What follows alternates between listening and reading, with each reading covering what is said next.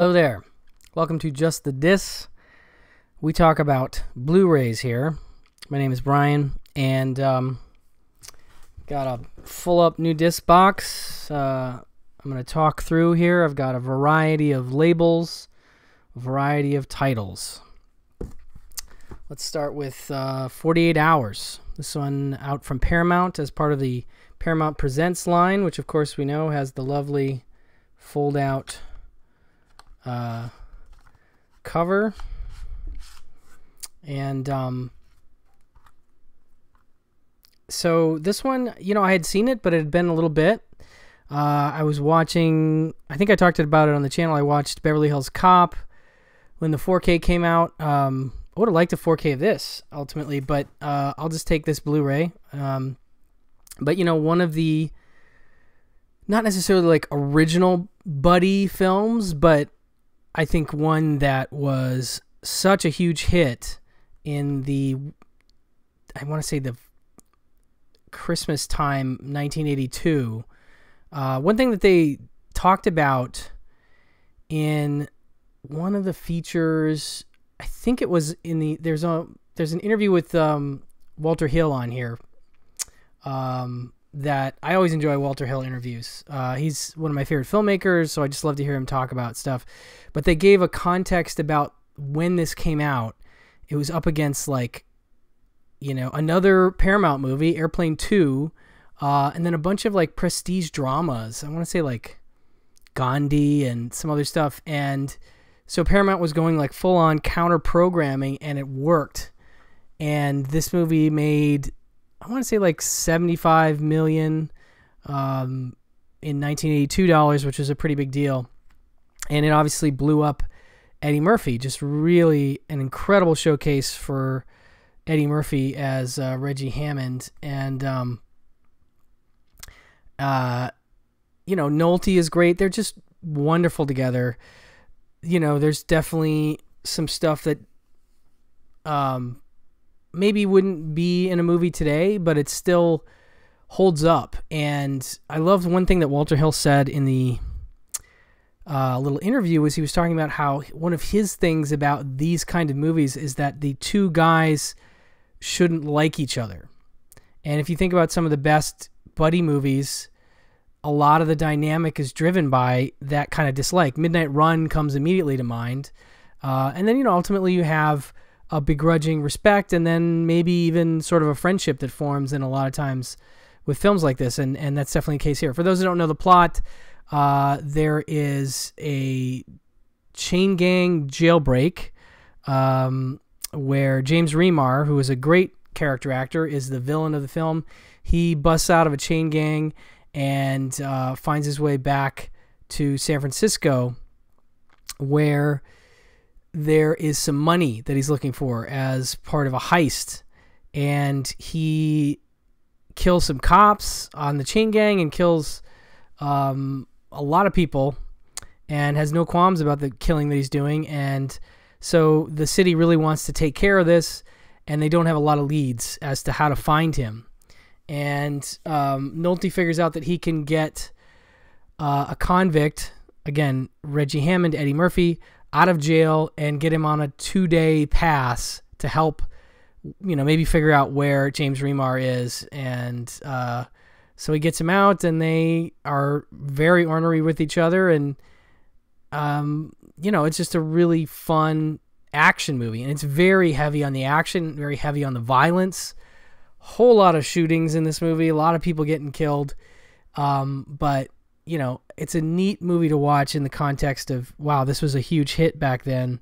And really, again, the performance by Eddie Murphy is just incredible. The redneck bar scene is the one everybody talks about, and for good reason. He's just incredible in that scene. But I like Nolte a lot too. Nolte's just a stalwart for me, one of my favorites. But anyway, so this is a solid Blu-ray. The interview with Walter Hill was good, and they even include the 1966 cartoon Space Kid. And I was like, why did they include that? And then at one point I'm watching the movie, and you've got James Remar on a bed in a hotel room, and suddenly he's watching Space Kid on TV, and I was like, very clever, very clever. Paramount Presents. Well done. This one I haven't had a chance to watch just yet. I just got it in, but I think a lot of people did pick this one up already. It's the newest one. That's part of the Vestron Collector's Series, and it is, of course, the Wraith. Sort of I want to say this one's more of a cult favorite, even amidst 80s movies fans. And this is from 1986. And as you can see, stars Charlie Sheen, Sherilyn Fenn, Nick Cassavetes, and Randy Quaid. And it's been a long time since I've seen this. It says this turbocharged cult classic: when four glowing orbs crash into each other over the Arizona desert, they leave in their wake a badass Dodge Turbo Interceptor and its enigmatic helmeted driver. The next day, the mysterious Jake, Charlie Sheen, appears in the town of Brooks, catching the eye of Carrie, Sherilyn Fenn, and the ire of Packard, Nick Cassavetes, who, by the way, definitely played a few villain roles in his day, and he can be a real jerk with the best of them. He really impresses when he's playing a villain. He makes it work. The ruthless leader of a gang of street racers. When the gang members start losing racers and lives to the Interceptor, the recent death of Carrie's boyfriend suddenly seems connected to the arrival of Jake and the unbeatable car and an avenging entity called the Wraith. So this one's a lot of fun. I do remember enjoying it a good deal, and this is the Blu-ray debut. And as with all of these collector's series editions, the Vestron stuff, there's a really nice package of extras here. You've got an audio commentary with writer-director Mike Marvin, audio commentary with actors Dave Sherrill and Jamie Bozian, interviews, Tales from the Desert, an interview with director Mike Marvin, Rughead Speaks, an interview with actor Clint Howard. Oh man, Clint Howard has got his great, just crazy hair going on in this movie. Just mad, his evil speak hair, basically. Let's see, Ride of the Future, interviews with stunt coordinator Buddy Joe Hooker and transportation coordinator Gary Hellerstein. The Ghost Car, interviews with visual effects producer Peter Curran and effects animator Kevin Kuchever. Isolated score selections featuring audio interview with composer Peter Robinson, and a featurette, the Wraith filming locations then and now. So really nice collector's edition, and even comes with a digital copy. Cheap. It was like less than $13, and it probably still is. So I would say snag this. It's another to add to your Vestron collection. Okay, I got a couple from Umbrella Entertainment here. This is Blackwater, which I had heard of but never seen, from, I believe, 2007. And it is based on true events, I believe, about a couple teenagers who were attacked by a crocodile. And the basic story is that you have this couple that are going on vacation, and they decide to take the woman's younger sister along, and they go to a crocodile farm, which is really cool looking. I thought the movie was going to be like the fences on the crocodile farm break and the crocs get loose, and that would have been fun. This is more like Rogue, if you've seen Rogue, which is a really solid, I think that's a crocodile too. I can't remember if it's a gator or a crocodile, but very similar in some ways in that you have this small group, I think they're husband and wife, or I'm not sure. I think they're husband and wife, and the sister go on this little fishing backwater tour, and it's just this one guy in a, outboard motorboat. They go, weaving through these backwater areas, and supposedly the crocodiles aren't around, but of course we don't have a movie if they're not. And at some point the boat is upended by this croc, and then the group is sort of forced to take to the trees to get away and try and figure out how they can get back, because nobody knows they're out there, and they don't have a radio or anything, and the phones don't work. And So they're stuck, and it just becomes a question of like, who's gonna make it? Spoiler alert: they don't all make it. And I was constantly perplexed and challenged by the movie in terms of who I expected to be okay and who wouldn't get hurt and who did. And movie's a little bit of a downer, but definitely intense.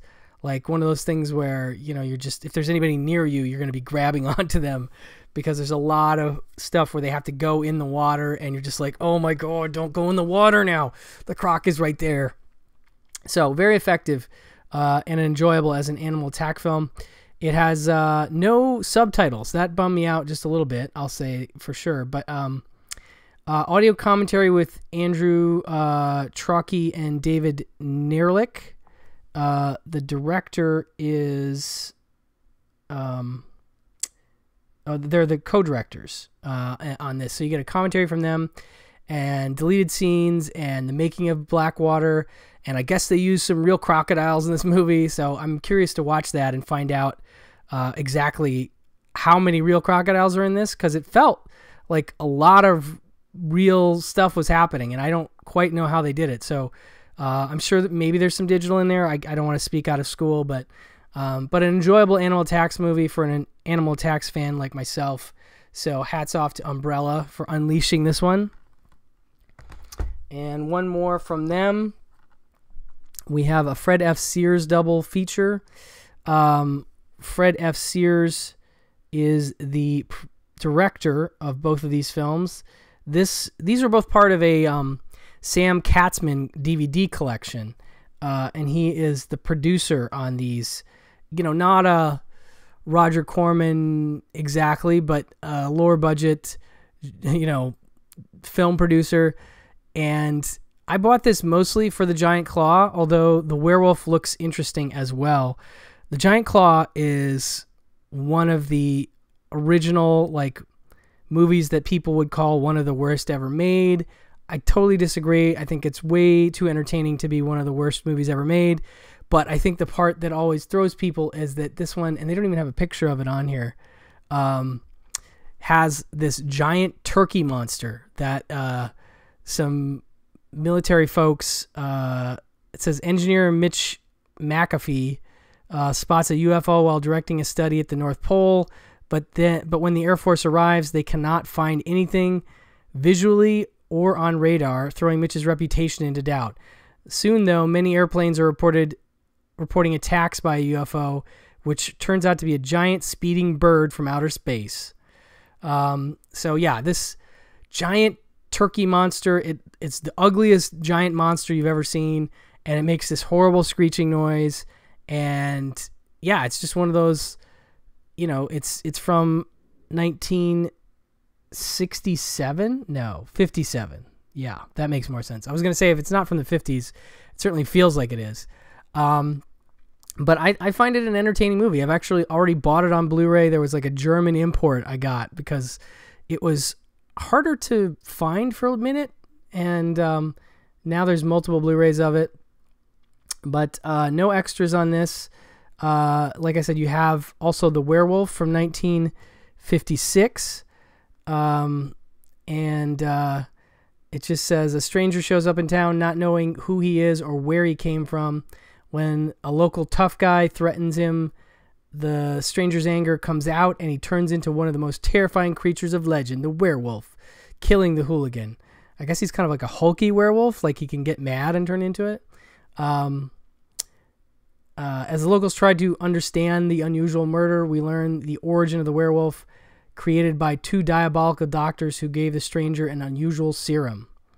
So, different take on the werewolf myth. But, you know, interesting makeup, a little cheesy, but I kind of like that kind of stuff. So I'm going to be watching that one soon. But the Giant Claw was the one for me. This is from Umbrella. These say Region B, but these played fine on my US player. So I think I can call them region free. I think you'd be safe in getting them if you don't have a Region B player. Okay, this one's really exciting for me. This is Buster and Billy. This one is, I want to say, from 76. 1996. I'm not remembering the year right now. But it's sort of a lost film because this one, as far as I know, I don't think even had a DVD release. It was on VHS and was sort of a cult item, and it just disappeared, you know? So you couldn't see it for a long time, and then I saw that this company, I guess it's called Metropolis Post or Zafina Media. I just found it through this busterandbilly.com website. That's where you can buy it direct. It's not like part of a line of stuff, you know. It's more just a one-off. So anyway, it's got Jan Michael Vincent and Joan Goodfellow, and it also has a very young Robert Englund, along with Pamela Sue Martin, Clifton James. You know, it's a good cast, and it's set in rural Georgia in 1948. And Jan Michael Vincent plays Buster, who is like this high school. I want to say he's a senior, but he's very popular with the ladies and with everybody at his school. But he's chosen to use his popularity in a different way. Like, he's friends with the albino kid played by Robert Englund, and Robert Englund is not popular. He's kind of weird looking in this movie, and Buster is just kind of like, well, forget everybody that doesn't like these people. I'm going to be friends with who I want to be friends with. And so he comes to hear about this young girl played by Joan Goodfellow named Billy, and she is sort of the town promiscuous gal. And so a lot of guys go to her place to have sex with her, usually in the woods on the ground, which is pretty sad all around. And that is sort of how she connects with boys. It's a bummer of an existence, and you know, it's a tough thing.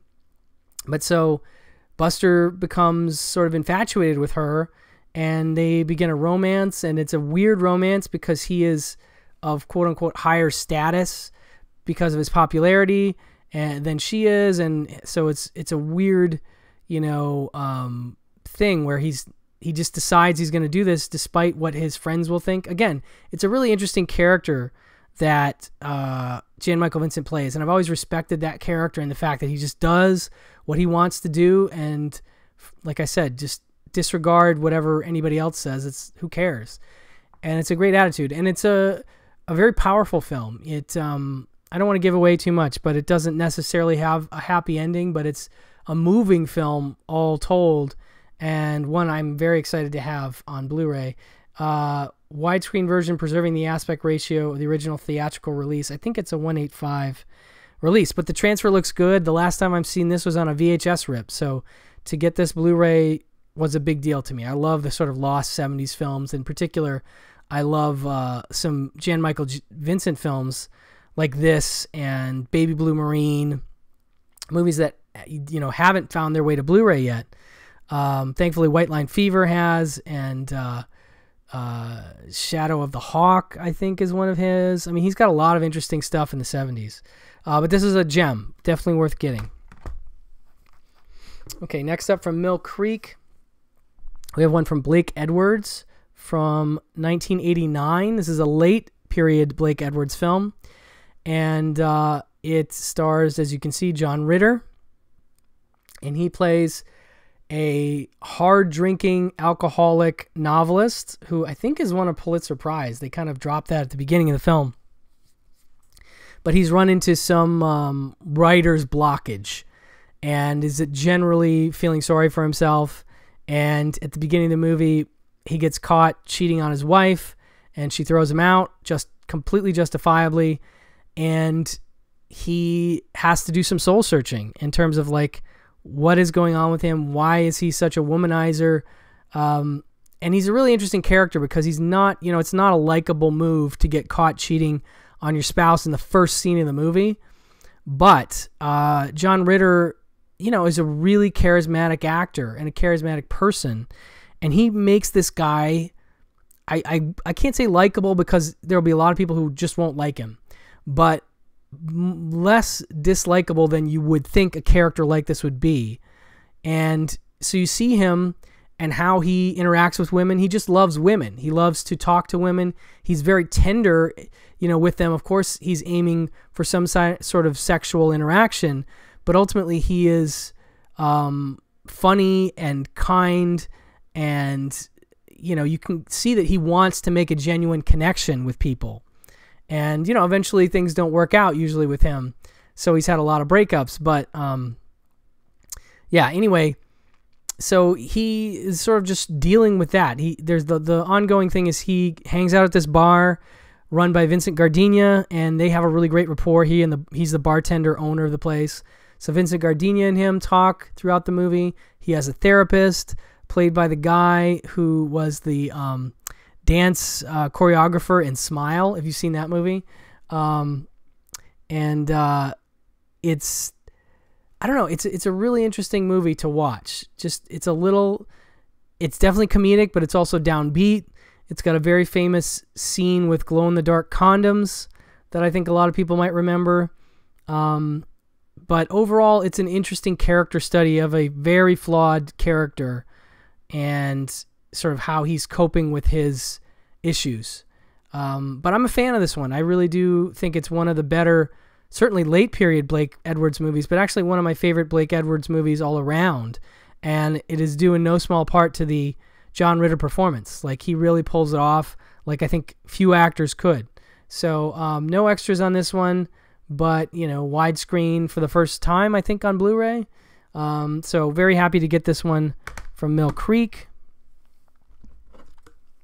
Next we have Flight to Mars. This is from the Film Detective, who've been doing some lovely Blu-ray releases. They are always doing restorations on these genre films. They're putting out like 50s and 60s genre films for the most part.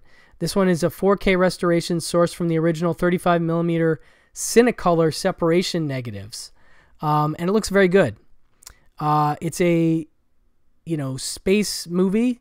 It's a rocket to Mars movie. There's a good deal of talking at the beginning where you have sort of setting up the characters. You have like an engineer character. You have a journalist played by Cameron Mitchell who's going to accompany the space crew on the flight to do his story.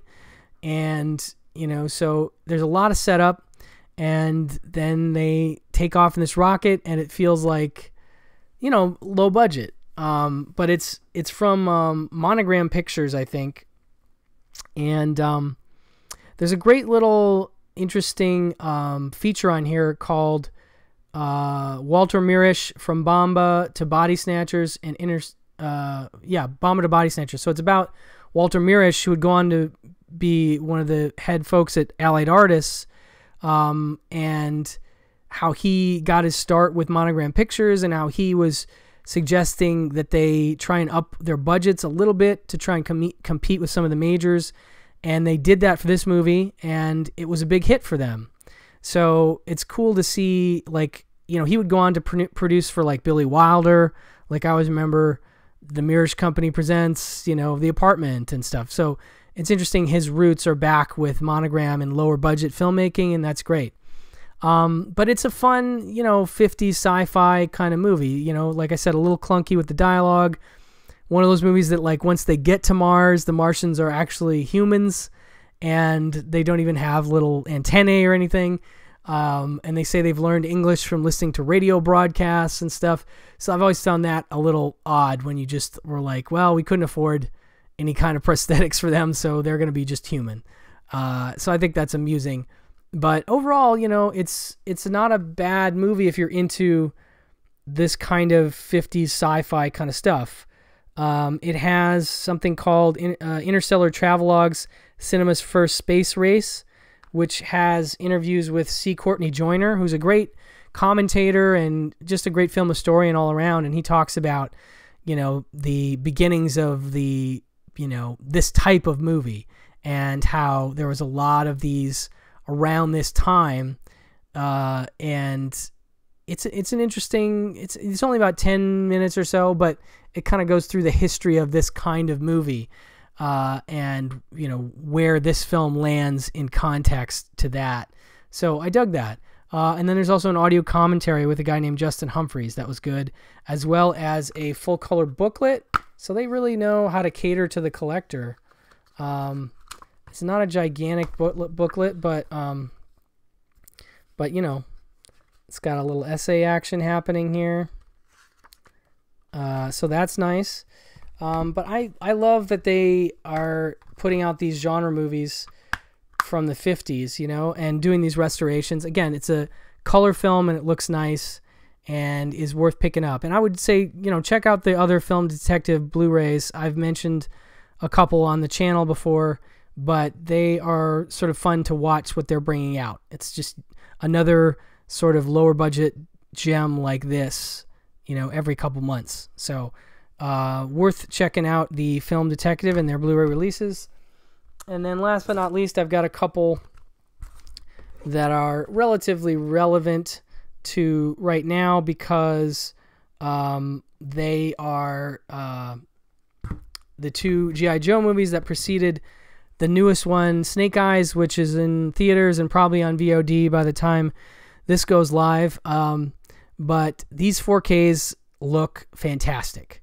There are some extras, but none of them are on the 4K disc. Although it says that there's an audio commentary on this one, but I didn't notice it. Anyway, I put these in to check out the transfers, and they look fantastic. Probably nearly reference quality in terms of how sharp these look. You know, these are just the kind of movie that you want to watch in 4K. I still think this series got off to a slightly rocky start. I like Stephen Sommers. I'm a fan of, you know, his Mummy movies. I love Deep Rising. I think that's still my favorite of all his films. And this, I think, just didn't quite come together for me personally. But, you know, it is a good cast, and it's fun to watch them sort of try to realize a live-action version of G.I. Joe. But ultimately, I think the second film is the one where it clicked a little bit more for me. But again, both look really great. This only has a commentary by director Stephen Sommers and producer Bob Doucet in terms of extras. But it's really about how good this looks. Really, really good. And this, again, this one, this is directed by John M. Chu, who did like some of the Step Up movies, and he worked with Hasbro previously on Gem and the Holograms, which I am a defender of. My daughter loves the movie, and I think that's part of the reason it appealed to me. But I just think it's ultimately a sweet, if silly, movie, and so that's another, I think, Hasbro thing. But yeah, so I liked this G.I. Joe movie better, and I think it obviously helps to have Bruce Willis and Dwayne Johnson added in the mix. I think Dwayne Johnson is a great roadblock, and I just felt like this one tonally worked a little better. I couldn't tell you what bothered me about the tone. I just feel like there's a more tongue-in-cheek tone here, and it's present in the first movie as well, for sure, but it just didn't quite click for me. I don't know. But so I really dig G.I. Joe Retaliation of the two, and again, both look fantastic. I just think this one's a little bit better. So you have a commentary by director John M. Chu and producer Lorenzo de Bonaventura, and something called G.I. Joe Declassified and some deleted scenes. So not extras heavy in terms of these 4Ks, but again, if you're going in hoping for good picture quality, these will not disappoint. And I have to recommend them very highly for that. So that will do it for this round of my little new Blu-rays. Hopefully there's some stuff of interest in here. I tried to give a little variety, you know, so maybe there's some in here that you didn't know were available. And I would say Buster and Billy is the big one for me that I think a lot of people don't know about at all. And those that do know about it may not know that the Blu-ray is available. So go to busterandbilly.com to order that. I can't recommend that one enough. Anyway, thank you for watching, and I'll talk to you guys very soon. Bye-bye.